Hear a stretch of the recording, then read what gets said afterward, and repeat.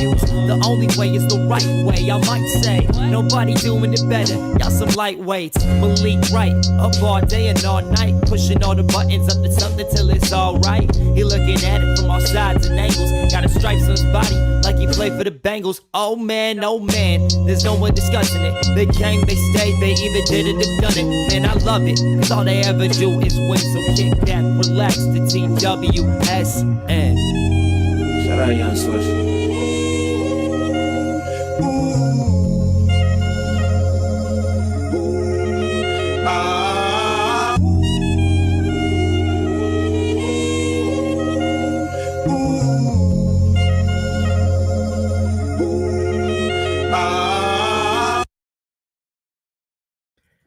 Thank you guys for joining us for another episode of State of the Jungle with Malik Wright, presented by the Right Way Sports Network. I'm your host, Malik Wright, joined by my co-host as always. We've got Evan McPhillips in the building.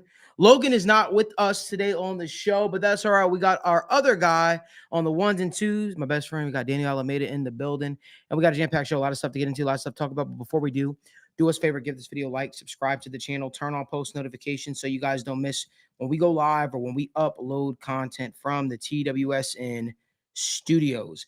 Bengals finally get a W on the board. The Bengals finally get a W on the board. The Bengals defeated the Carolina Panthers this past weekend. And, you know, I've given my thoughts already on that game, but I want to give you an opportunity to kind of give your thoughts on the game. I feel like they kind of started off strong, kind of got, I guess, lost their way throughout the game, let the Panthers feel like they had a fighting chance at points in that game when I felt like that game could have been put away a little bit earlier. But what were your thoughts on the game? Yeah, good to see the offense functioning at a high level back-to-back weeks. The passing game carried when the running game was kind of sputtering a little bit at the start there. And then the running game came on strong to try and secure the win and maintain it, right, and maintain the lead. T. Higgins, great to see him get involved. 9 targets, 6 receptions, 60 yards, big-time plays. Zach Moss, man, holy shit. Like, the pass blocking that he had, what he did after the catch, both with the Burrow scramble and also with the end zone scoring on that out route where he had a free defender coming at him, kind of lost his balance, regained it, got into the end zone. Eric All taking over that Drew Sample role a lot quicker than we thought he might. Also just showing off as a receiver, 4 catches on 4 targets for 28 yards, doing a great job there, but also was great on the move as a blocking weapon, and using him pre-snap with motion has really unlocked an element in this Bengals run game where they are able to influence the numbers to their advantage right before the snap, which has really just helped that much more on trying to find open looks, try and get advantageous numbers in the run game. Jamar Chase, dude, like, what more can you say? That's vintage Jamar Chase doing his thing, right? Love to see that. Hopefully T. Higgins being out there, some of these other guys being out there and being more regular weapons, the play action game being such a vital part of things now that teams are selling out a little bit more to stop the run for a Bengals rushing attack that's been one of the better ones in the league, actually. That's definitely made Joe Burrow's play action game more effective, and it's going to give them opportunities to get deep shots to Jermaine Burton and maybe even Chase Brown on post routes that they have him running. And also Jamar Chase, even though he may just end up with those single coverage shot attempts that, you know, hey, all right, we see they're in single high this, 5 plays. Those 5 plays, we're going to be looking hard at Jamar on some vertical routes, trying to make things happen. We have seen them do that a little bit. So that was really, really promising to see. Obviously, the defense, there's still some things left to be desired. But at the same time, they did come up with the goal line stop when you needed it to try and build early momentum in the game. They did come up with the tipped interception thanks to Trey Hendrickson. That was another stop. And I think we're getting to the point where we're probably going to need to adjust our expectations, or if they haven't already been adjusted to way down at the bottom, I think we are going to have to adjust our expectations as, hey, the offense is just going to be the juggernaut that we expected it to be for the last couple of years. And now the onus and the responsibility has shifted from the defense to the offense in that regard. And now the defense just has to manage to get 2 or 3 stops and let this offense really carry this team forward to success. I think that's going to be their recipe for success going forward. I don't see many games where this defense is going to be carrying them per se, although they are getting a lot of help back with Miles Murphy, with McKinley Jackson, both practicing in full today, which is really, really encouraging to see. They've also, I want to give Lou credit too, because he did a lot with the scheme. We talked about how the picture was too static versus a lot of different teams this season so far, especially with Jaden Daniels too. It took too long to turn up the pressure in terms of the blitzing, and we saw 3-3-5 looks. We saw linebackers pressed up against the line of scrimmage, dropping out into coverage. We saw him overloading protection with 5 defenders rushing on one side and then dropping 2 out on the other side. So he was really playing with the balance a little bit, changing the picture pre and post snap for Andy Dalton, which was a key to victory for us that we said we needed to make sure the Bengals hit. And they did a good job of changing the picture and throwing out different packages in there. They did try and throw out a couple packages with 3 down defensive tackles. Hopefully now that, BJ Hill and Sheldon Rankins and Chris Jenkins and everyone are getting healthy now, I think those will be more effective than Zach Carter, Jay Tufele, and Lawrence Guy reps. Hopefully that's, something that was just a matter of them being having to deal with injuries at the same time, that personnel will be different. I expect we will see probably a decent amount of that with the Ravens coming to town, about to play them, having that rushing attack, using a lot of 21 personnel, 20 personnel, 12 personnel. They use Patrick Ricard back there in the fullback role. They use both their tight ends, who are excellent blocking tight ends. I think you will probably see them load up, go heavy, try and play more of that, and trust their defensive backs, who have excellent athleticism, to keep up with Zay Flowers, Rashad Bateman, and make the other guys beat them. Mm-hmm. Look, I agree with you, man. I think that this Bengals game against the Ravens is going to dictate a lot for them. It's going to be huge, right, to see if the Bengals can find a way to kind of get back into this thing, I think first things first, stopping the run is going to be so critical in this game, and I feel like that's obviously a thing we can talk about all day. They can't allow Derrick Henry to get going. They can't allow Lamar Jackson to get going, because that creates hell for them. But I think the biggest thing with this as well, the Bengals can't afford to play from behind. Because when you look at it, if the Bengals are find themselves playing from behind, that's when they get themselves in those situations in which they're not able to pin their ears back. They're not able to, I guess, almost play to the strength of their defense. And I think right now the strength of the Bengals defense is this passing defense. I don't think it is the run defense right now. And even the passing defense leaves a lot to be desired, particularly the performance Cam Taylor-Britt had last week. But I don't want to just single him out. I think that there is something that these safeties could be doing as well to make life a little bit easier on these cornerbacks as well. Being in the right position is right. I feel like we talk about week to week about waiting to see Geno Stone really emerge in this defense, and that's something we just haven't seen just yet. It's getting to the point now. I don't know for you, Ev, where you are with it, but for me, it's like I'm wondering, will it ever happen at this point? Even more so, it's getting to the point for me where I'm like, okay, Jordan Battle gotta we gotta hear his name at some point. Listen, Jordan Battle played both safety spots at Alabama. Do we want to do we just want to talk about that while we're talking about it? You could talk about it. I know some stuff. I can't say as much, but yeah. Here's my thing, right? So like obviously I don't know everything. Yeah. You have I don't know everything. I know, but you have a lot more information in the background than I do. My issue that I took with Lou's recent comments, right, is just that in a vacuum, if the only reason that we're looking at, and you're saying Jordan Battle's not getting on the field right now, is he started a little slow back in July, that's questionable. That's come on.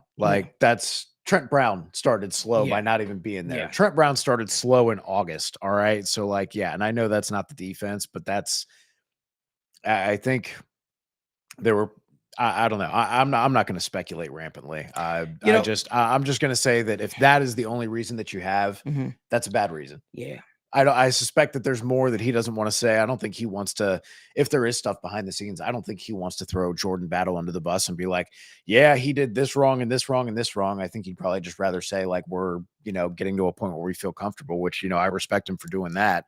I can't believe that the only reason he can't even touch the field for 10 snaps in a game, 15 snaps in a game is he looked a little slow in July. Yeah, I don't know. It's gonna be interesting. I'll see how that whole thing shakes out. But I'll just say that Jordan Battle played the free safety position at Alabama a little bit as well. Brian Branch was more of that strong safety guy that kind of played in the box. And I think that they both kind of they kind of mixed a lot. And I think that was what made that safety tandem very, very special at Alabama. But make no mistake about it, Jordan Battle is a tone setter. He is a guy that I definitely think could right now help this Bengals defense. Because right now, if I look at it, I feel like this Bengals defense is missing some speed. I think they're missing some physicality. You brought Von Bell back to be the enforcer. He's been anything but that. Yeah, that was. I'm starting to see reasons as to why the Panthers let him go at this point. I understand that he was a good player and a great player for this defense back when.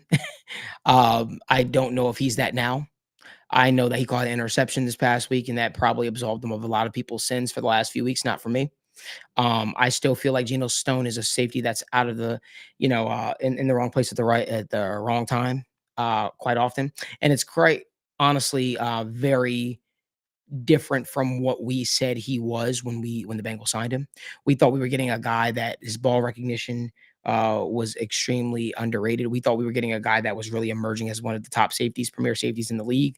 And now I'm starting to wonder, was everybody, including Patrick Queen, just a merchant of Roquan Smith being an addition to this Baltimore Ravens defense, and Kyle Hamilton, and who made life a lot easier for these guys, because Geno Stone does not look like the same Geno Stone who he was in Baltimore. Patrick Queen does not look like the same linebacker that he was in Baltimore. And I'm just starting to wonder now at this point, because Geno Stone does not seem comfortable in this defense. He quite often is missing tackles. He quite often is not laying the boom. He's not being the enforcer that you would hope that he might have been. And for me, it's just like, I just can't look at it right now and say that there are two safeties right now on this roster that provide more than what Jordan Battle would. I think Jordan Battle's the best safety on the Bengals. I'll say it. I think Jordan Battle's better than Von Bell. I think Jordan Battle's better than Geno Stone. I think Jordan Battle's better than Tyson Anderson. I think Jordan Battle is a guy that could really go out there and help transform this Bengals defense on the back end. If communication is your issue, then fine, have him out there with Von Bell. Let him get his chops ready. But there is no way, shape, or form that both of these guys should be playing over Jordan Battle. And I know people in the organization might not like what I have to say, but I guess what I'll call a spade. Jordan, but you're wasting away talent on your bench right now. You're wasting away talent on your bench right now. That guy is a game changer. He's a game wrecker. And whatever he needs to do to get up to full speed, make it happen. What I can tell you about Lou's comments that he made, that tells me that he's feeling the pressure. Personally, I think Lou's feeling the pressure. I think Lou is almost feeling like he has to play Jordan Battle at this point. And I think Jordan Battle is a lot closer to seeing playing time on the football field than we all might think. So it wouldn't shock me if you saw Jordan Battle out there with more significant snaps this upcoming week. And let me tell you right now, he needs to be out there, because you want to talk about a guy that can tackle. You want to talk about a guy that can hit. That is Jordan Battle. So I think you need a Jordan Battle for this type of game, because I do not want to see Von Bell's arms flailing around. I don't want to see, I guess there's one upside of playing Geno Stone this week, as he practiced against this defense consistently. And that's what you can hang your hat on. But guess what? If Geno Stone ain't even providing you good reps against his former team, which he shouldn't know the ins and outs of, guess what? What is he doing? So, we're expecting Geno Stone to really have his breakout game against his former team in Baltimore this week. If it doesn't happen, I say pull the cord. Daniel, what are your thoughts? Yeah, I think from a viewer's perspective, and I think that this is my biggest takeaway, when I watch the games, it's almost like, and with Geno Stone, this is why I find myself being, on some of the deep balls where he's the single high safety or he's the safety over top. It's almost like, well, he shouldn't be able to make that play. That should be on the corner, right? It's like, I don't really think that's his responsibility. Maybe that's not his fault. That's what the safety's job is for, right? That is what your role is. Your role is to make those plays, and he looks like he's almost there. He's the guy, he's right in position, but if Cam Taylor-Britt would have played better coverage, it would have been fine. And that's what my issue is. He's not making game-changing plays. He's not being a game changer. And he's not even doing the job of being the safety over top to stop the big plays. It's like he's just there respectfully. And Malik, to your point about him pulling up on some of these big hits, he had, that one nice hit over the middle. But besides that, a lot of times I don't see sideline to sideline speed. I just see a fine guy. And I see a body. I do. And you're right. I think this whole offseason, what the whole discussion was, hey, pre-draft, he wasn't the biggest athlete. He wasn't the fastest guy, but his intelligence was there. His instincts were there. We're not really seeing that, right? We're seeing a guy who last year had, 6 interceptions, a ton of interceptions, and he was in the right place at the right time for those interceptions. But besides that, he was kind of just there. He was just a safety plug, and he's not making any game-changing plays. And also, Honest Fan said, and makes a great point, we have the slowest safety room in the NFL, and it shows on tape. I think he's right. I think maybe not the slowest out of everybody else, but they look slow. They look lethargic, and it's not like you're not making any big-time plays. And when you look at other teams, the guys like Kyle Hamilton, obviously he's a freak, but so many other safeties are making big-time plays up at the line of scrimmage. Gino's not really doing that, so. I mean, Gino's not doing, Von's not doing it. I mean, Yep. and that Von Bell was a thumper when he was here. He was a guy that really helped set the tone here. And we're just not seeing that right now. And I just think that listen, put your best players out there. Play your best players, right? Let's not make this thing more difficult than it has to be. If you guys could do us a favor, give this video a like, subscribe to the channel, and turn on post notifications so you guys don't miss when we go live, when we upload content here from the TWSN studios. Remember, Evan he does his Know Thy Enemy each and every single week.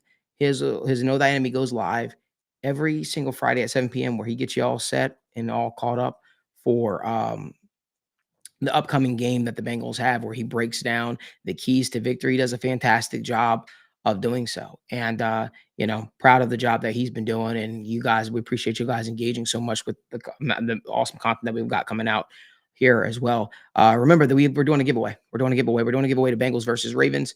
All you got to do is make sure you're following me. And all you have to do is post your video of your Who Dey chant. The winners will be announced this upcoming Friday at 12 p.m.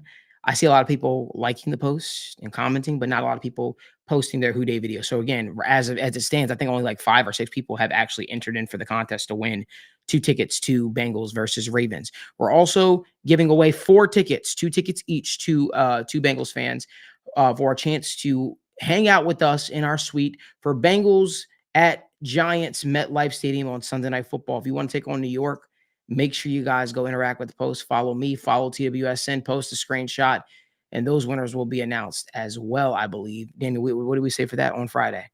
Friday. Well, the Ravens game will be announced tomorrow, actually. Yes, tomorrow. The sweet game will be announced on Friday. So again, make sure you guys go do all that. Tune in for that. We appreciate y'all as well. Let's jump into it. Listen, the Bengals are taking on the Ravens this week. It's a big game. Mm-hmm. It's a big game. It's a huge game. If it was any bigger, it would be on Sunday. And guess what, Evan? It's on Sunday. And so we got to ask the question, will the Bengals upset the Ravens? Because you got to believe everybody is expecting the Baltimore Ravens to steamroll the Bengals. Everybody is expecting for the Ravens to go out there and basically put the Bengals season to bed. That's what they're expecting. A lot of people are expecting that. We got people in the comment section before the show even starts posting Lamar coming. I'm really curious to hear what your thoughts are, Evan, and where you stand and where Daniel stands with this whole thing. Do the Bengals upset the Baltimore Ravens on Sunday? I know Evan's got to be hoping for it because it's birthday weekend for him, isn't it, Evan? It is. So you got to be hoping for a victory for the Bengals this weekend. But what are your thoughts on this game? I think that the Bengals are uniquely designed on offense to beat the Ravens defense the way it is right now. But I think that's also could be said vice versa of the Baltimore offense right now versus the Bengals defense. I think it's going to come down to which of those can hold out. And if the Bengals can maintain the offensive efficiency they've had the last 2 weeks in terms of their offensive output, I think the Ravens are going to have a perfect game running the ball, which we know passing the ball and running the ball, passing the ball leads to more explosives, gives you more kind of leeway. You have to be more perfect when you're running the ball to not get put behind the sticks on 2nd and 12 and have a bad run. You're not going to fumble it in the game. You're not going to get holding calls. You're not going to have false starts and issues that put you behind the sticks that then you have trouble leaning on the run, right? You have less margin for error. You have to be more perfect. Obviously, the Bengals defense, especially their run defense, has not been great, but they are getting a lot of reinforcements there on the defensive line this week. McKinley Jackson, BJ Hill, Miles Murphy, and we'll wait and see on what's going on with Sheldon Rankins. But that's obviously you're taking 3 practice squad guys off the field and putting actual NFL starters there. I think looking at the cornerback room, we know Marlon Humphrey, Roll Tide, very talented corner in his own right. Jamar Chase has gotten the better of him in quite a few of their matchups. And when you look at the other guys, and Brandon Stevens, who is a very solid run defending corner and has held his own out there. Nate Wiggins, who is undersized. I know the Baltimore Ravens, I think, listed him at like 6 foot 180. I doubt it. There is a size advantage to be taken advantage of for the Bengals when you're talking Andre Yoshivas, T. Higgins, Jamar Chase with his size built like a running back. You have a distinct size advantage. And also, you brought up Roquan was playing like out of his mind elite, and so was Kyle Hamilton last year. Well, Baltimore defense is only 20th in terms of EPA per play this year. They're 19th in EPA per drop back allowed, going up against the Bengals offense that's one of the best in terms of drop back points per EPA per drop back. So you've got a Baltimore secondary that has largely struggled and is playing below average right now in terms of the numbers and expected points added. And Kyle Hamilton has been still good. And so has Roquan, but they have struggled a little bit. Roquan has allowed 14 of 19 targets to be completed for 13 yards per reception and a 49.6 coverage grade. To his credit, that the 3 of the 5 targets that haven't been completed have been a pick and a pass breakup, but that's not the level Roquan was playing at last year. He was not 49.6 coverage grade last year. Kyle Hamilton, absolute crazy versatile chess piece, super talented player. This year, he hasn't quite had the same dominant elite showing that he's had, which we know when you're playing in the secondary, that's tough to do year to year. He's second on the team in 21 tackles and has produced 4 pressures, but he's also missed 6 tackles, and he's 52nd out of 66 safeties in missed tackle percentage, and he's also 48th in passer rating allowed when targeted. So you can take advantage of this secondary. Looking at the other safety, Marcus Williams, like, he is looking like Von Bell right now to the terms of like, hey, it's year, I think, 8 for him. And he is 63rd out of 67 safeties in passer rating when targeted and 58th in coverage grade, 64th in overall grade. He has been putrid this season, has absolutely been able to be picked on. So when you say, hey, we've got a size advantage on a lot of these cornerbacks, hey, if you get them in individual spots, we feel really good about where we're at with our tight end matchups on these linebackers right now with Trenton Simpson in his first full year of starting, still trying to get his feet under him. Roquan Smith struggling a little bit out of the gate in terms of coverage.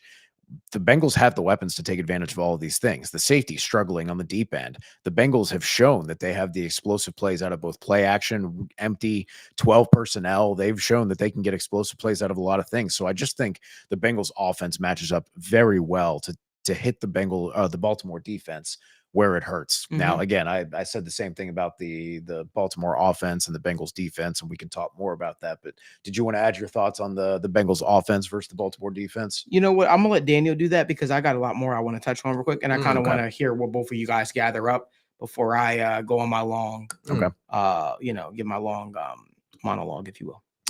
Yeah. All right. So I think, Evan brought up some great points. So just look in their defense. I wrote about how the Ravens, looked after week 1 on the TWSN website. And then even just recently, right? And the number one thing, you go look at what is killing the Ravens. It's not the running backs. And you go look at every running back, they've held every single running back under 45 yards. They are, I'm sorry, I'd jump in, first in rush success rate allowed in the NFL right now and 8th in EPA per rush. So that just lends itself more to what you're saying, where they're very good against the run, but they can be taken advantage of in terms of coverage. And I mean, we're talking Pacheco, 45 yards, Zamir White, 24 yards, Rico Dowdle, 30 yards, James Cook, 40 yards. They're not allowing a lot. And I think that goes to show what type of defense that they are. And when I went back and rewatched them, I saw also the tight ends thrived. And you would think that that would be the opposite end because you have Kyle Hamilton. And to your point, I went back and rewatched Hamilton. And what I'm seeing from Hamilton, I think he's elite at the line of scrimmage. He's elite as a chess piece. But if you've got two tight ends on the field, and especially if you got one split out wide, that's something that the Cowboys did a lot. They put Jake Ferguson out wide, and then what happens? You have a cornerback on him, or you have the outside, you got Marcus Williams, or you got a linebacker. And so many times you see that have serious success. You look at Dalton Kincaid last week, had some success against the Ravens. And I think that's where you got to target. And the Bengals are pretty much set for that. You got Eric All, you got Mike Gesicki. I think it's a big, big, big tight end game for the Bengals because that's where you got to target. And then to your point, Evan, about the wide receivers, I think Jamar Chase has a perfect matchup in this, right? You go look at what CeeDee Lamb did. He had a fine game. Rashee Rice had a good game. Where I'm targeting for this, and this is one of my biggest gripes with them, and this is something that the Cowboys did, put Jamar Chase in the backfield, have Jamar Chase, in motion, because that a lot of times also the Cowboys did that twice. They did the out of the backfield, had him just run a little, find the soft spot in the zone. CeeDee Lamb got 35 yards off of those. So I think with Jamar Chase, you're going to have one-on-one opportunities, and you're going to have to scheme up some stuff for your number one wide receiver, Jamar Chase. So those are my two biggest keys from the offense side of things. And when I look at, or I've even got one other point, and this is what irritates me and just frustrates me as a Bengals fan because I see it open, I see it work so much, is the middle of the field work for the Bengals. Joe Burrow, by far his best throw of the year so far, was the Yoshi Voss throw this past week. Up the seam, in between three defenders, it was an absolute dot. That's pretty much, I think that's Burrow's best throw, right? You go look at last year, 2 years ago. Last year, he had a couple of seam routes to the tight end. That's where you got to work, in my opinion. And the Ravens, what they do a lot, they do run a lot of cover two, over the top. And what's open in that, it's the middle of the field. So I think if I'm the Bengals offensive coordinator, if I am Zach Taylor drawing up plays, and if I'm Joe Burrow specifically, I'm looking at the middle of the field. I'm looking to target whether it's Mike Gesicki up the seam, Jamar Chase, even Yoshi Voss thrives in the middle of the field. But I think, like you said, Evan, this Ravens defense can be beat. And it really just comes down to the Bengals. Hey, and Joe Burrow's got to play a great game. He does, because from what I'm looking at, it's not going to be a run-heavy game. And Joe Burrow, you're playing your ass off right now. So I'm excited about that. And then one last point I've got is I think the Bengals, one of the biggest weapons that they have to look after is Justice Hill. Justice Hill has surprised the hell out of me. He has taken the league by storm this year. And I think that the Bengals, you cannot be caught off guard by Justice Hill. He is one of the best at breaking tackles, and he is an absolute threat in the receiving game as well. So Justice Hill, I would not be shocked if he has a big game. And if I'm Lou Anarumo, I am looking at him as one of the X factors of this offense. And it sounds weird, a backup running back, but he has been so damn good this year. And I can easily see a world where they got two running backs in the backfield, Derrick Henry, Justice Hill. Watch out for the screen game. And him outside of the tackles, he has been a stud this year. So if I'm the Bengals defensive coordinator, Lou Anarumo, I'm saying, hey, Justice Hill is one of my X factors that I'm looking at. That's a great point, Daniel, because actually in the last game, Justice Hill played 20 snaps and he received a touch on 10 of those 20 snaps. Everything else was pass blocking. So you talked about the screen game. The screen game has been a lot of where they were surviving. I think Lamar only had 3.5 yards per attempt on average versus the Cowboys. And part of that and part of the Bills game too is they were, playing with the lead. They're playing safe. They're doing play action screen stuff, mainly running the ball, finding a lot of success there. But that is definitely something where the Baltimore passing game is limited. Mark Andrews has, we haven't really talked about the offense. I'll just go ahead and transition into that. Mark Andrews has gone missing. He's on a milk carton, man. 35th out of 54 tight ends in receiving grade, 36 in yards per route run, 44th out of 54 in drop percentage. That's not the Mark Andrews we know.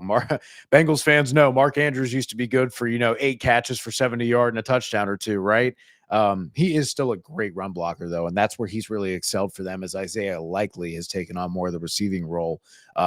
Actually, Mark Andrews is 4th among tight ends in run blocking and 1st in run blocking on zone concepts.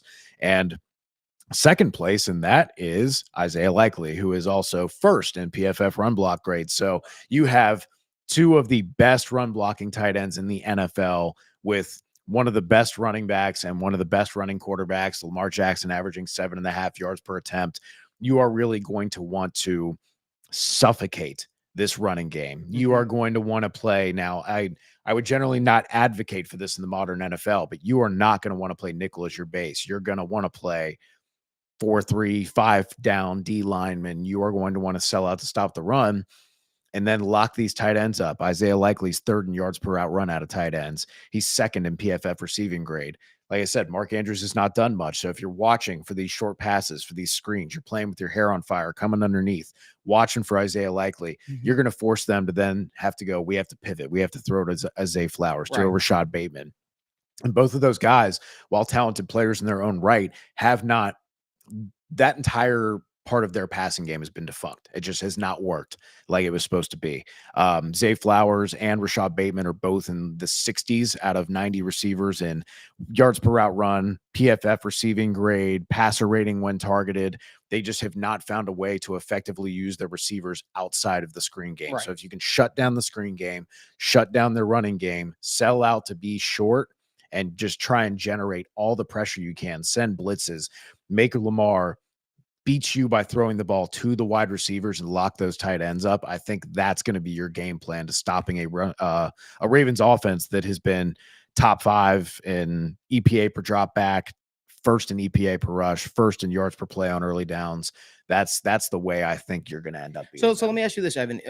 Selling out to stop the run, is that something that you would advise for the Bengals to really hone in on, because that's what Baltimore for this game to do. yes. For this game, right? Only for this game. This is a one-time ticket. Right. I'm writing you guys. You go ahead, you cash it, you take it. All right. Sell it right, and you'd hope with the new, well, not new, but the added additions of McKinley Jackson and Miles Murphy, you'll start to see some more juice on the defensive line side of things. I don't expect them to play much, particularly McKinley Jackson. I know Miles Murphy talked about, they talked with him about a pitch count, so maybe he's only out there like Chris Jenkins was for like 20, 25 snaps his first game.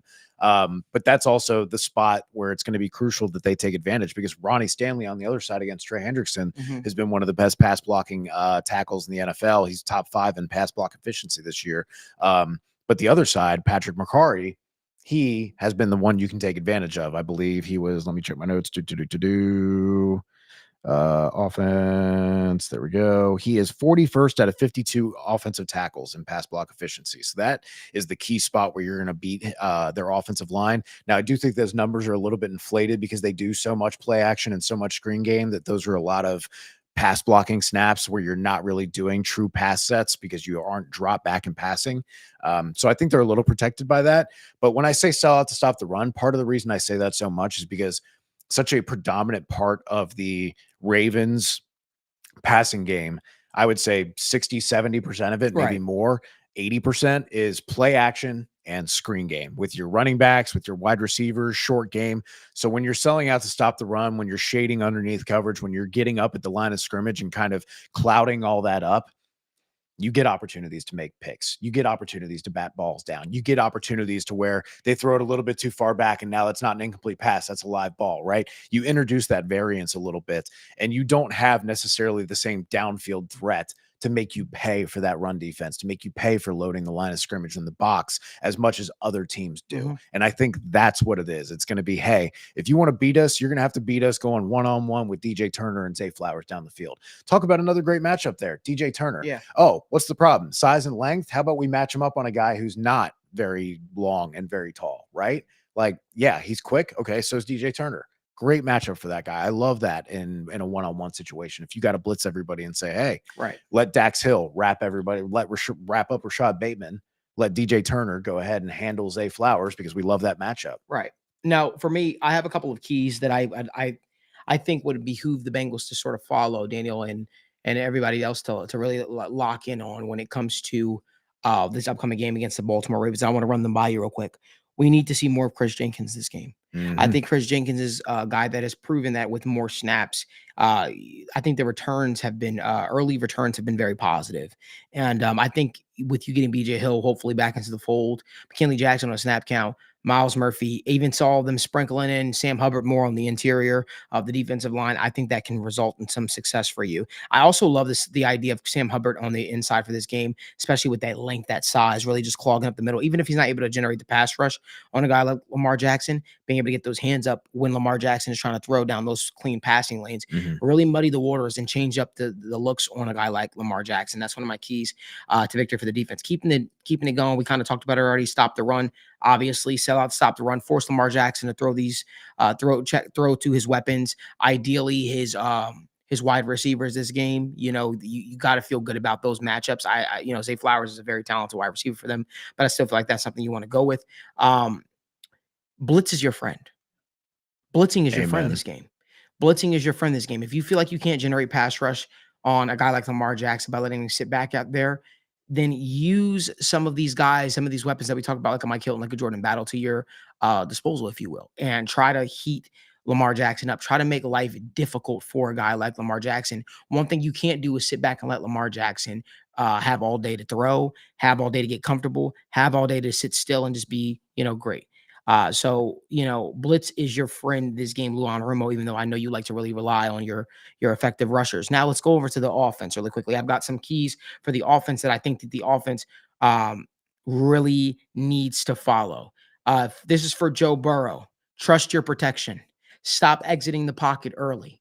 Stop getting happy feet in the pocket. Trust your guys that this team has put out there for you. I understand. Listen, I'm your therapist right now. I understand life has been hard on you in the past. I understand that you have trust issues, but guys like Amarius Mims, guys like Orlando Brown have been playing their behind off. Like Zach Taylor said, Orlando Brown is playing like one of the better left tackles in football right now. He's playing some really, really elite football. You have to trust your weapons. You got to like what you've seen so far from Cordell Volson. You got to like what you've seen from guys like Alex Kappa. You got to like what you've seen from Ted Karras. Right now, I know we've said it before, this is going to be the best offensive line Joe Burrow's played behind. No, this truly is the best offensive line Joe Burrow has played behind. Last game, he had all day to throw. He didn't even get so much as breathed on. Joe Burrow did not get touched last week. He didn't get sacked last week. That's what this offensive line is doing for you, Joe. So I understand, again, life has been hell since you came to Cincinnati, but you finally have the reinforcements. You finally have the help up front to finally lean on those guys when you need those guys. And right now, guess what? You can sit back there and finally dish it out to your playmakers. So again, Joe Burrow, trust your protection. Trust your protection. Say it with me, guys. Trust your protection. You guys say it with me, please. Trust your protection, right? And your tight ends and your running backs. And wait, I'm going to go somewhere with that, right? It's like a guy, that's at a party, hanging out with his girlfriend, he brings condoms. Trust your protection. You understand what I'm saying? No, but we're going to keep it going. This is for Joe Burrow. Trust your weapons. Trust your weapons not named Jamar Chase. Can we say that again? Trust your weapons, not named just Jamar Chase.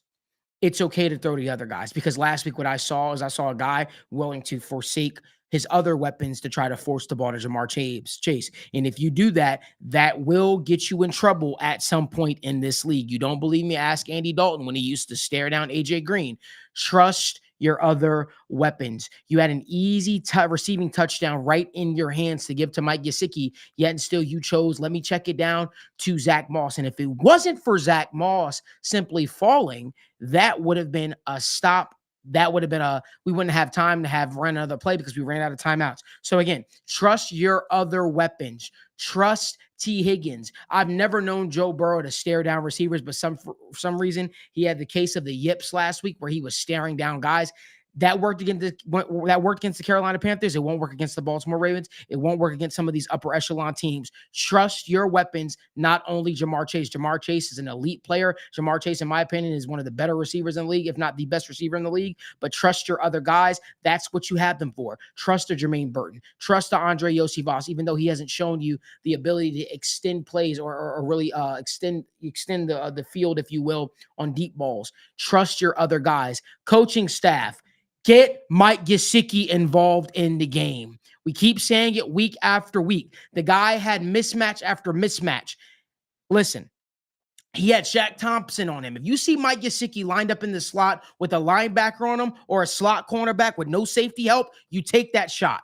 Trust Mike Gesicki. Put him in the game. I understand that you gave him a pass last week and he got tackled for, behind. I guess he had a loss of yards, whatever the case may be. But you have to get that guy involved in the game. What did you sign him for? You're using him right now like New England used him. Mike Gesicki is a mismatch. Use your weapons. Mike Gesicki should be in the game in the red zone. And I saw one of our YouTube commenters saying, Malik, you keep hammering the table saying Mike Gesicki. But the simple fact is, Eric All is better than Mike Gesicki. Eric All blocks better than Mike Gesicki. Let me just say this real quick. Mike Gesicki was not brought to Cincinnati for his blocking ability. Mike Gesicki was brought to Cincinnati for his mismatch and his receiving ability. He has the second best hands on the team. He's a guy that needs to be involved. There's no comparing him and Mike and Eric All, because in my opinion, even though it says their positions right next to him, guess what? Mike Gesicki plays a different position than Eric All. Mike Gesicki is a truly receiving threat. He's a guy that can stretch the field. He's a guy that can win the 50-50 balls. And I felt like that person that was commenting was diminishing Mike Gesicki's skills to just saying he's a jump ball receiver. That's not true. Mike Gesicki he does have run after the catch ability. He can extend the field for you. He can make life difficult on defenses and stress out the secondaries. Utilize that guy. Make that guy a weapon, especially when you get within your opponent's 30-yard line. 100% that guy should not come off the field. Mike Gesicki needs to play a pivotal role going forward, especially in these red zone packages. Get Mike Gesicki involved. So Joe Burrow, trust your weapons. Get Mike Gesicki involved. Here's my last one. Chase Brown. Let's get Chase Brown involved early and often, okay? Zach Moss, we like him. We've seen what he's got. But Chase Brown adds an extra lightning punch to this team that is very, very evident when he's out there in the field. Chase Brown should be getting touches in the run game. Chase Brown should be getting touches in the pass game.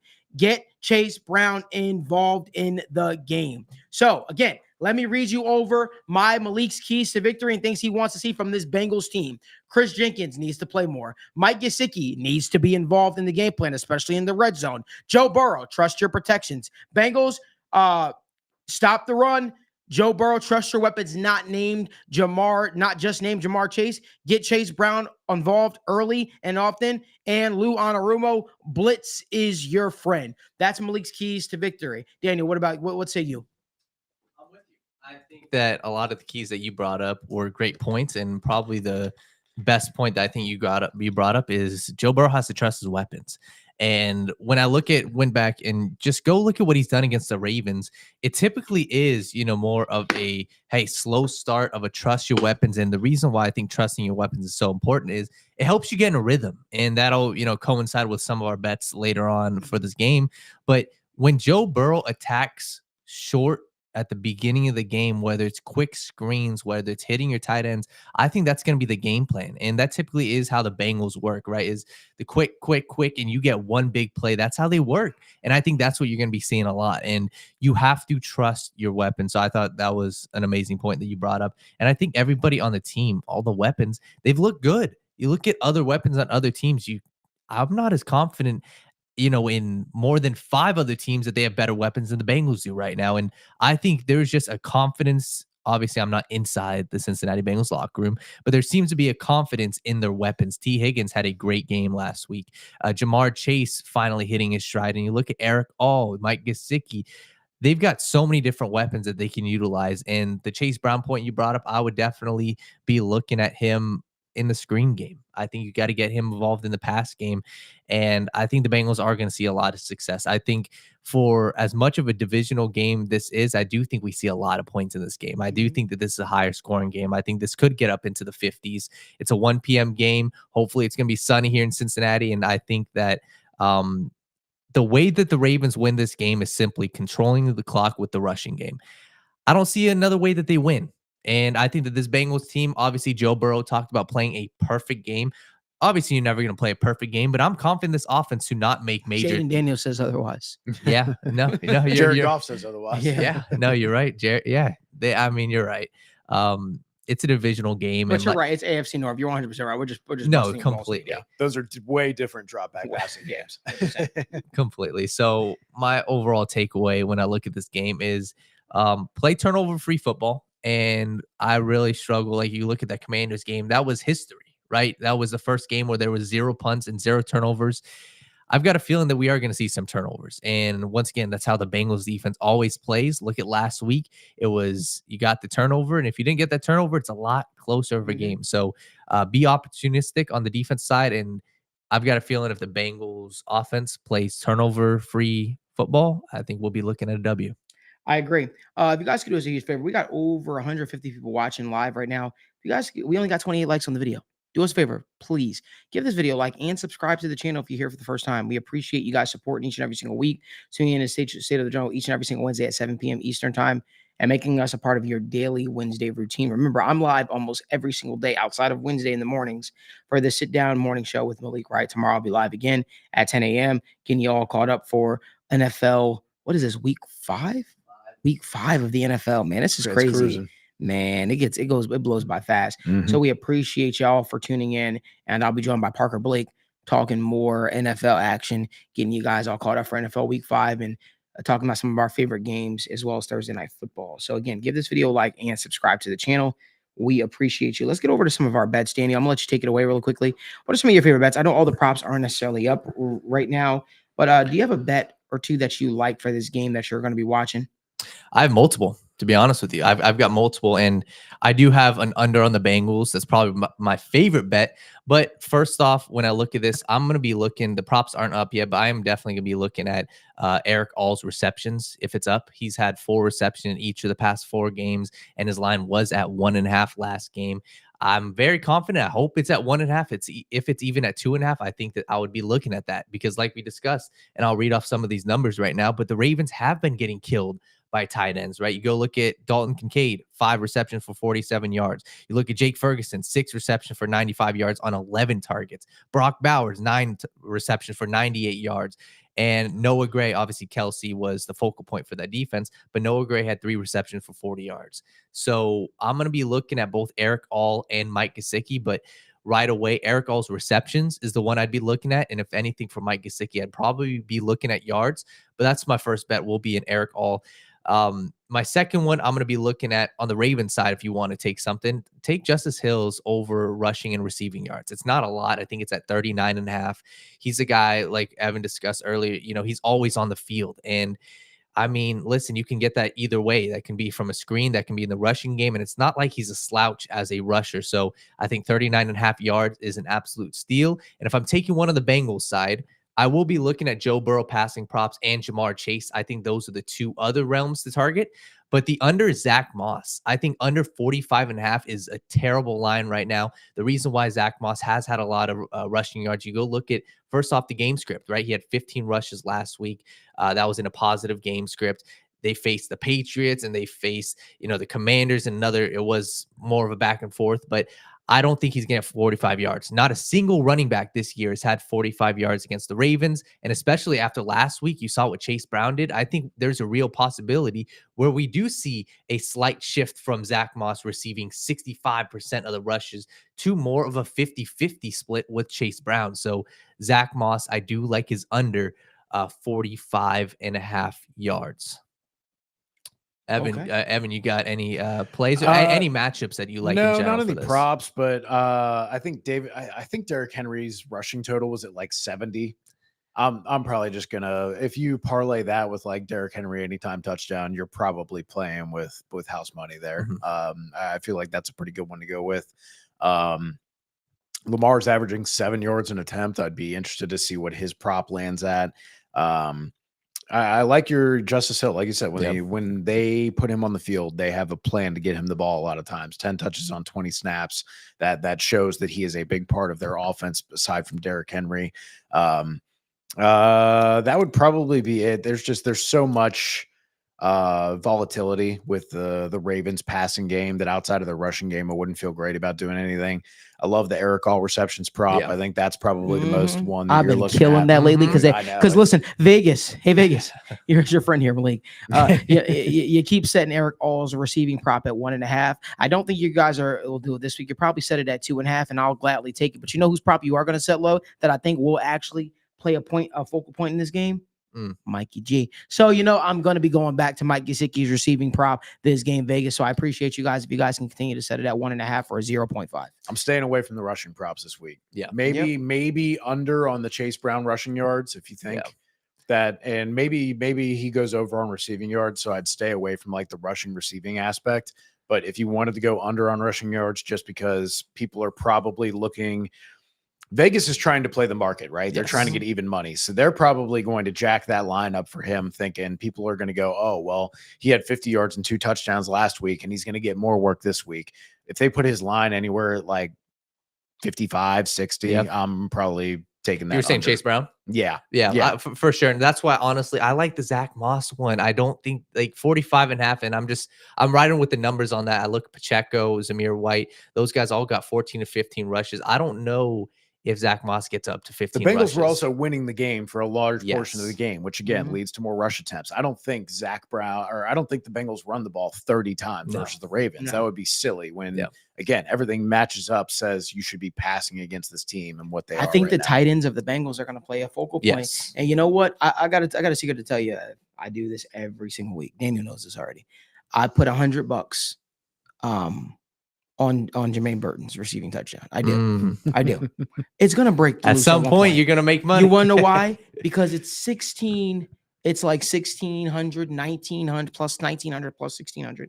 It's going to happen at some point. He's going to emerge in this offense because I feel like while Yoshi Voss has done well in the red zone, I feel like there's a little bit of missing when it comes to that third receiver and that guy that's also being able to take the top off the defense. And we've seen some spots.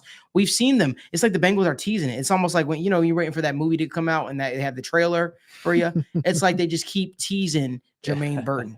They're, a good friend of ours, a good friend of mine, Benjamin Solak, he was posting a couple of clips of Jermaine Burton absolutely burning a defender on a post route and had Joe Burrow just let it go. I mean, obviously the NFL is the NFL. You got to give, a guy might not always be wide open, but a guy's open. Listen, that's a prop that I will always continue to sprinkle money on, even if it's just $10, 100. Well, for me, it's $100. I'll sprinkle that on a guy like Jermaine Burton to finally break through at some point, because I think it is going to happen. I feel like the Bengals are just putting it out there just to see how he fares, see how, let him get his feet wet, let him get comfortable. But right now they only have the touchdown props. I think Lamar Jackson does score though himself. I think Lamar Jackson does score against the Bengals this week as well. And I know that's sitting at plus 150. Yeah, I like that. And even if we want to go a step further with that, plus 150, I think is a great price for Lamar. It's actually at plus 175 too on DraftKings. I wouldn't be shocked if, the Ravens come out and score first. You hope the Bengals do. Another one I really like is give me Joe Burrow's over completions. That's something what we've seen a lot, so far this year against the Ravens is a lot of the dink and dunk stuff. You look at obviously different game scripts, but the Cowboys game, Dak, I think, had 25 to 30 total pass completion. Same thing with Patrick Mahomes. Joe Burrow tends to play that more conservative style at the beginning of the games. I think we'd see that line probably around 23, 24 and a half. And so far this year, Joe Burrow's done a very good job of hitting it. He's got 22, 29, 23. And if we see anything around there, I think Joe Burrow goes at least 25 completions, a lot of quick passes, tight ends, screen game, get Jamar Chase in the wide receiver screens. And I think that's going to be something where you're going to be early in the fourth quarter saying, damn, he already has 24 completions. All right, there you go. So I like that. And like I said, I think that I would also take the over on the game. I think we see points. Tyrone Thomas, our guy. I haven't seen Tyrone in the comment section in a while. Appreciate you, man. It's good seeing you, bro. By the way, do us a favor, give this video a like and subscribe to the channel while y'all are here. Also, start dropping your comments in your questions, your thoughts, your comments in the comment section. We'll try our best to get to as many of them as possible. But Tyrone Thomas, I haven't seen you here in a while, my man. It's good seeing you, brother. He says, let me see if I found it. He says, Burrow remembers the disrespect the fans showed him when he got hurt last year. Also, remember, he was cooking before that happened. I do think Joe Burrow does remember that. I remember the cheering, apparently. There was a lot of cheering when it came to Baltimore once Joe Burrow got hurt. And as our guy, the W always says, Lamar's coming. Joe Burrow's coming. Joe Burrow's coming. We're excited for that game. We're pumped up for that, man. We're pumped up to be facing y'all. It's just gonna be a good matchup. It's I think this could be the game where the Bengals have the chance to do the funniest thing. The Bengals have the chance to do the funniest thing right now. And that funny thing is, everybody I talk to says the Ravens are going to dissect the Bengals. The Ravens are going to run on the Bengals. The Bengals have the funniest thing to do, and that's go out there and just remind in the NFL world that, hey, we're still here. And I think that'll be the funniest thing because I think a lot of people are writing the Bengals off. And I think that they should take this as a challenge. This is the opportunity to do something really, really special. You win this game, you'd be sitting at 2-3. And then if you go out right after that, me and the boys will be traveling to MetLife.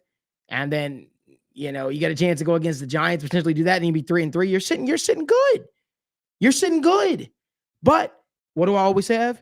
Got to cut your own grass before you cut your neighbors, before you think about the next game. Why you always laugh at me when I say that? Well, that's a true saying.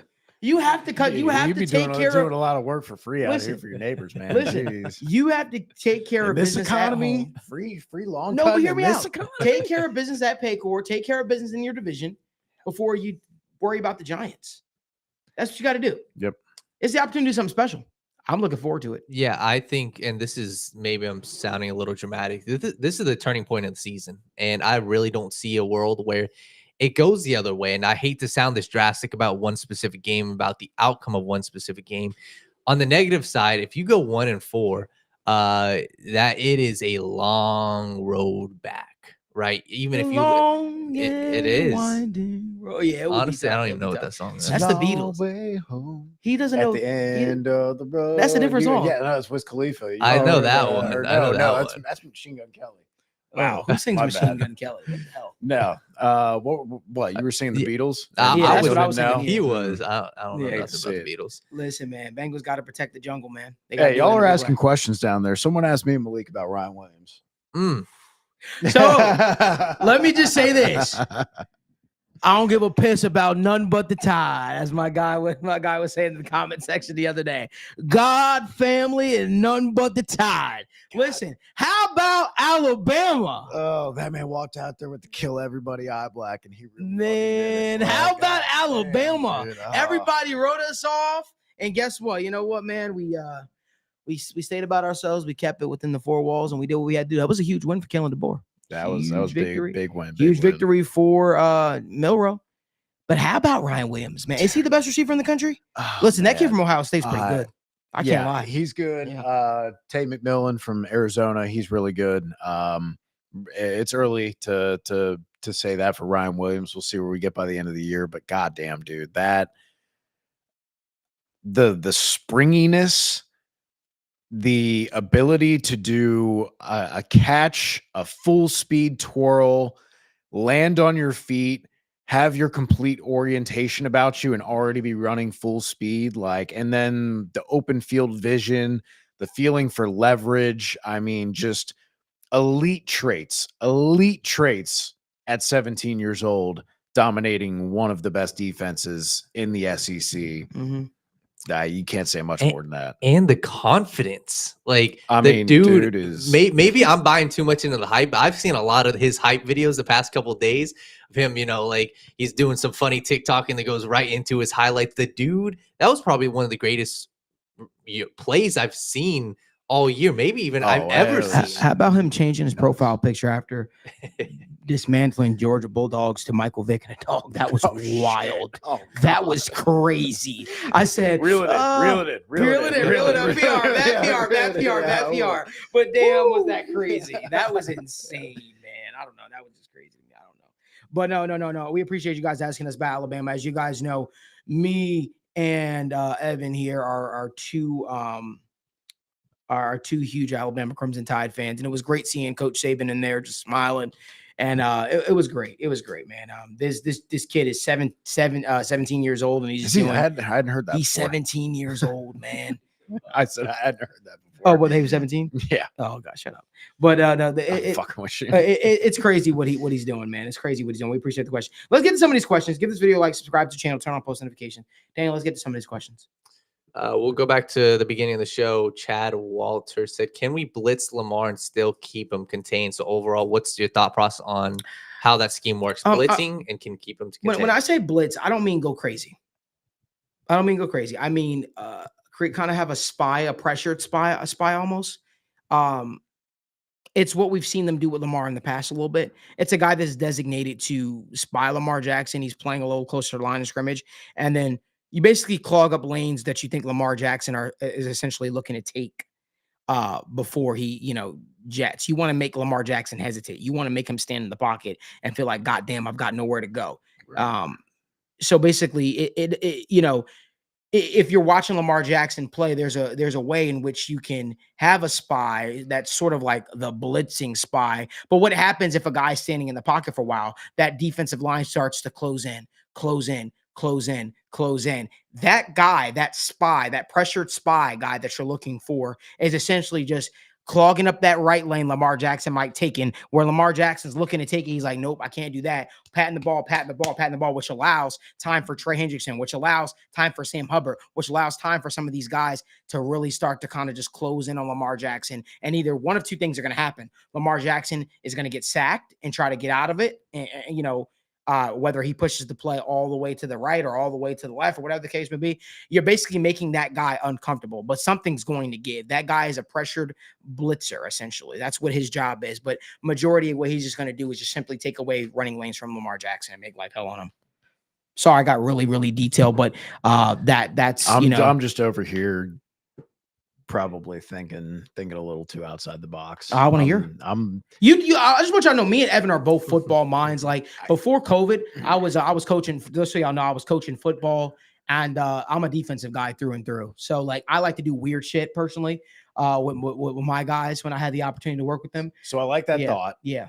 We talked about how so much of the passing game for Yeah. the Ravens is predicated on play action, underneath action, screen game. Is kind of just quick game as an extension. Having that kind of, usually Rover is more of a safety than a linebacker, but having a like defender in the box, just with eyes on the bar, clogging up passing lanes, like you said there, taking away little drags, just jumping in front of them, messing up the timing of the throws a little bit. Some of the underneath little hooks and stuff like that, just kind of clouding that up, just dropping back and kind of following Lamar's eyes, like you said, playing peekaboo back there. Who'd be great for that? Who played that role last year too? Who'd be great for that role, Malik? Who do you think? Who do you think would be great? Jordan Battle. I think Jordan Battle would be pretty damn. And also, who has the speed, Jordan and the Battle. tackling ability to keep up with Lamar there? I think Akeem Davis-Gaither hitting the field and doing that a little bit could be good too, man. It needs to be a person. Listen, Jordan Battle, Tyson Anderson. There's a lot of guys I'm looking at right now that I say, but more so Jordan Battle, I think fits that role to a T. You've got, that's the beautiful thing about this Bengals defense. You have guys that you sort of feel like you feel like you can mix and match. You feel like you can change it up on Lamar Jackson, because Lamar Jackson and the Ravens are a team that kind of pick up on things and they're like, okay, this is what they're doing. This is who that guy. Somebody put an interesting comment in here. I personally think it's just a little bit too much for him too early on, but somebody said John Meta. Why not put John Meta in there as that? I just think that's a little too much personally. Very big liability in coverage, and he was very aggressive in terms of his run fits, to where sometimes you over pursue or sometimes you hit the wrong run fit. I think he was very encouraging in preseason. I'm not about to throw him out and have him try and dissect play action and defend quick game and all that. Somebody said Dejon Anthony. Listen, I like Dejon. I like Dejon better in coverage. I like Dejon better in coverage. I'm taking Dejon Anthony. I'm saying, yo, Dejon, do me a favor. Go out there, cover Mark Andrews. You're going to be in the box against 12 personnel, 21. They're putting 2 tight ends and Patrick Ricard back there. Like you need to be a little, you need a little more sand in the pants if you're going to play in the box. I like that.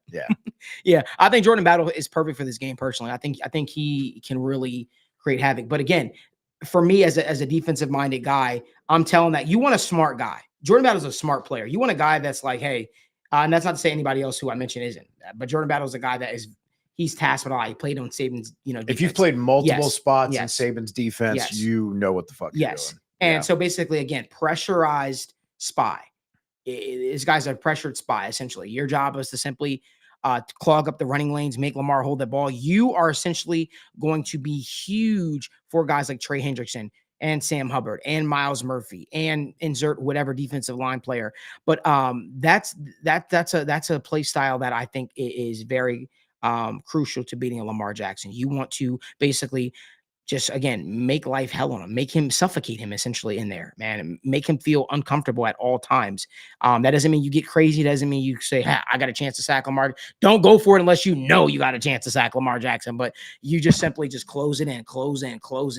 It's almost like you ever seen Friday the 13th, dun, dun, dun, dun, dun, dun, or Michael Myers, whatever the hell it was. That's Michael Myers. You just know what's coming in. You know what's coming. It's like, oh, snap. What are you going to do? What are you going to do? Up, we got him. That's the game you got to play. You ever seen a cat go after a mouse? That's what you got to do. Yeah, and I'd be curious just to stay on that for 2 seconds. Evan, if you can check last year how Jordan Battle's grades were, because if you guys want to look at his best career game, last year he had 12 tackles against the Ravens. 12. And I remember that game was multiple third downs. Lamar Jackson heading to the outside. Who was the one that caught him? It was Jordan Battle. And when I tell you that was his best career game, that was by far. That was the first game that really put him on the map last year. So I'd be curious to see how he did last year. That was his first start. It was 10 tackles, 5 defensive stops, 2 receptions allowed on 2 targets for just 10 yards. So yeah, he did really well. That was his first starting action, and he didn't miss a tackle he missed 1 tackle out of the next 5 weeks. Like, that's something they could use. He is an extremely good tackler. He is competent in coverage, can play free safety, strong safety.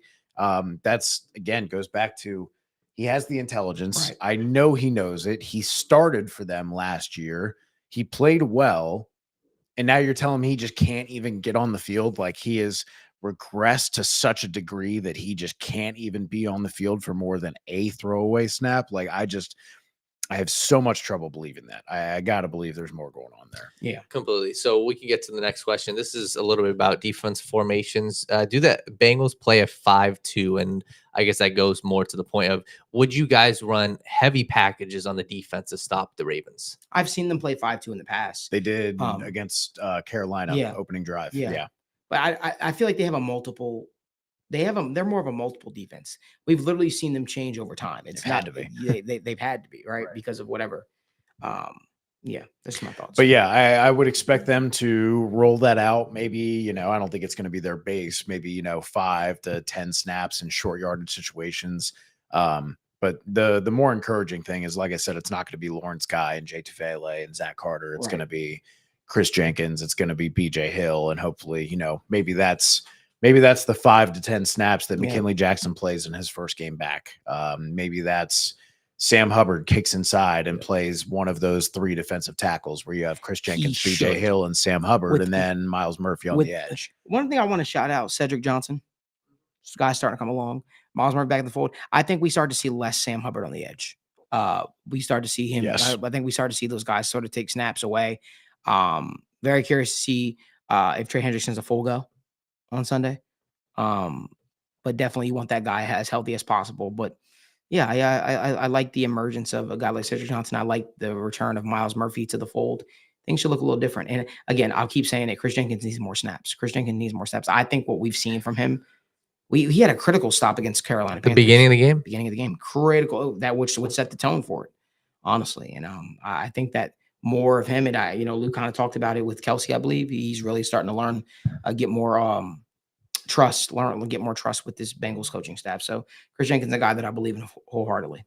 And that's not a fluke, right? Yeah. That was arguably one of the biggest plays of the game. Well, he did this at Michigan. Yeah. He did this at Michigan.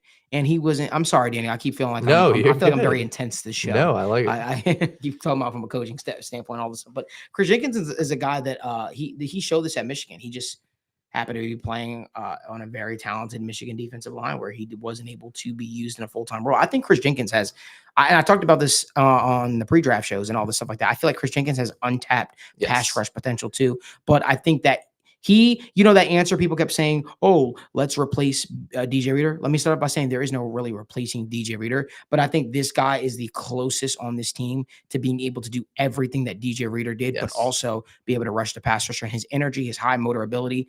This guy is it. I really believe in. I believe in him. Yes, completely. And I think maybe this might just be me, but I buy into family lineage of having success in the NFL. And obviously his father was a great player. I'm totally bought into Chris Jenkins. I think he's going to have a great rest of the season. Hude MD and a couple other people were asking about the offensive line. Am I the only one worried about the offensive line depth? Let's say if another person were to go down, are you guys worried? Oh yeah, 100%. I think every team in the NFL is worried about their O-line depth. For sure. Hopefully it wouldn't be for any long-term issue.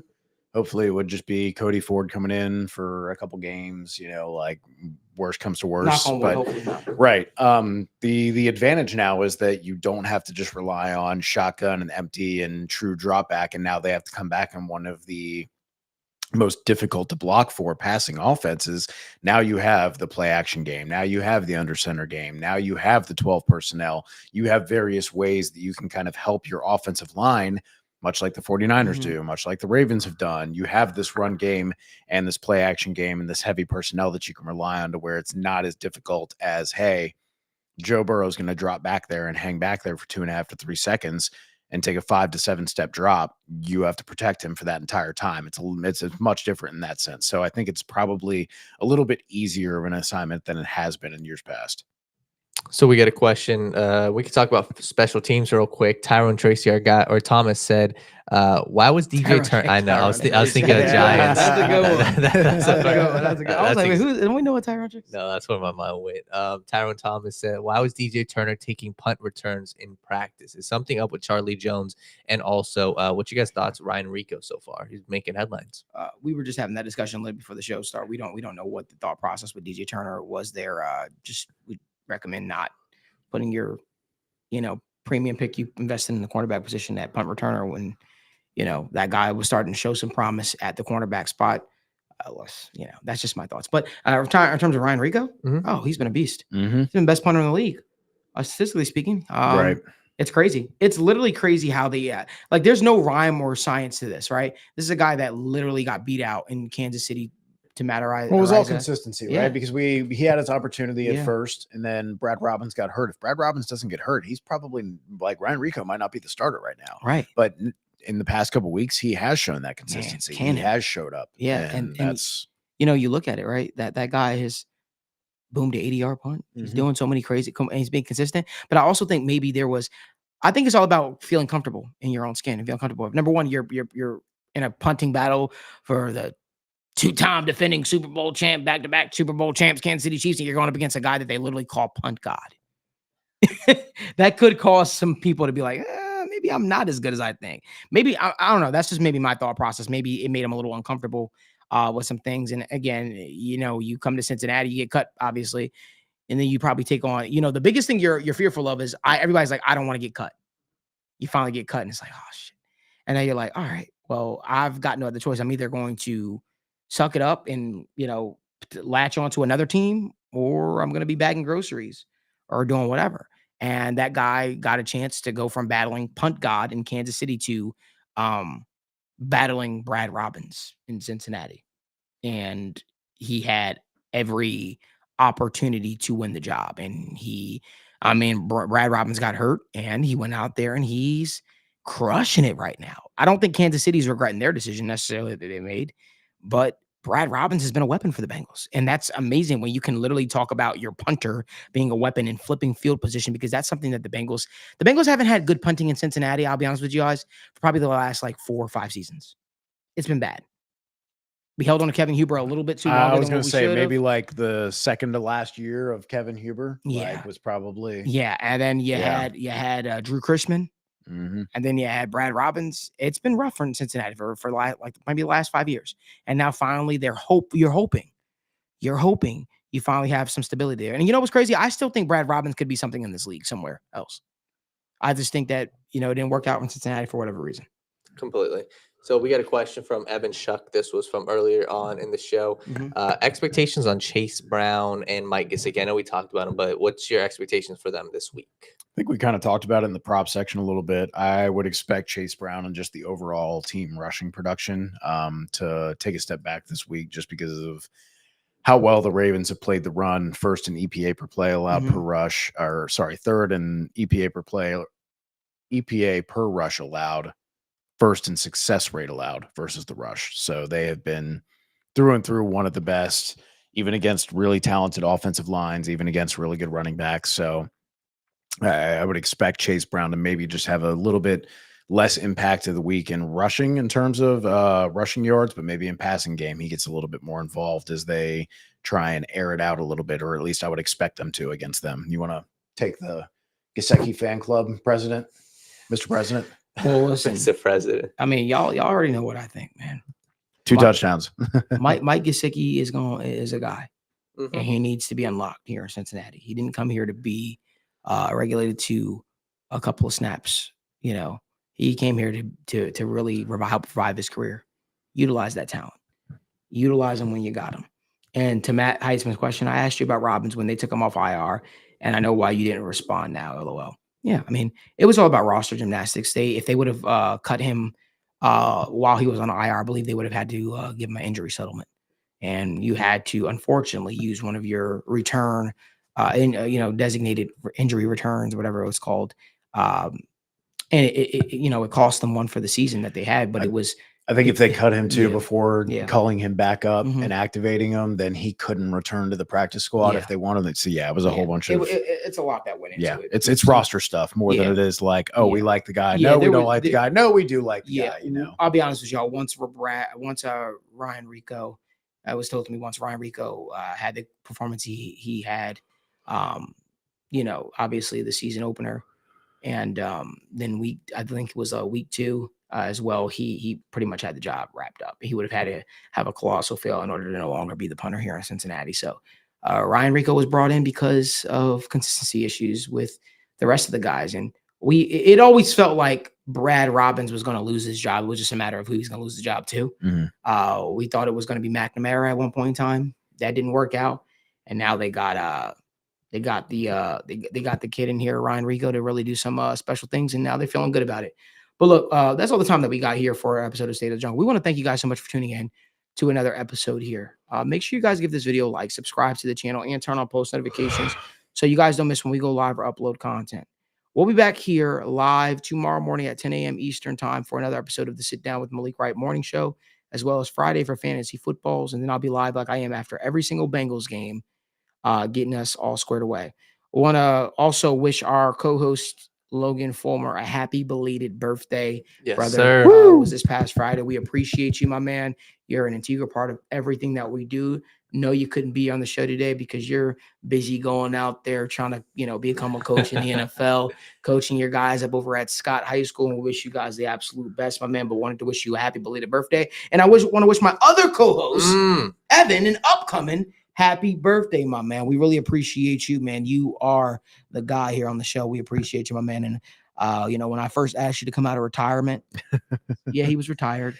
Had No, he to really shave was. he came into my log cabin in the Yeah. woods and kicked open the door. I Mm. turned around with big Yeah. scraggly beard down to Yeah. my belly. You And said, we need you back. I said, this is only a job one person can do. No, man, but So you son of a bitch, I'm in. And literally, we created a powerhouse of the show called State of the Jungle. And guys, we're 2 years in, 3 years. It's our third year. This is our third year. Time flies when you're having fun. And I'll be honest with you guys, I don't even feel like State of the Jungle has hit its full potential in what we're going to do.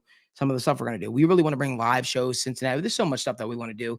A lot of things in the works that we had planned, but we said, you know what, we probably want to wait until the, probably next season just to fully have everything in a row. But yeah, Danny, go ahead. Game prediction. I'm sorry. Just some people were asking if you want to do Oh, a quick goodness. score prediction at all, unless we want to. Football will be played on There you Sunday go. called AFC North football. And Joe Burrow will play the quarterback position against two-time MVP Lamar Jackson. And it'll be a game. Having the same thoughts on that? Yeah. Let's just say 24-21. Who? I'm not going to say. Nah. I'm going to leave that open. It could be the Bengals. It could be the Ravens. We'll see. Man, we're just getting started on the show. We appreciate y'all for tuning in each and every single week. We appreciate y'all for joining in on the giveaways and all the awesome stuff we do. Remember, we have content coming out on this channel each and every single day. Hopefully, I see you guys back here tomorrow morning where we talk some football. Wake up with me, talk with me. And until next time, who day? So kick back, relax, the TWSN.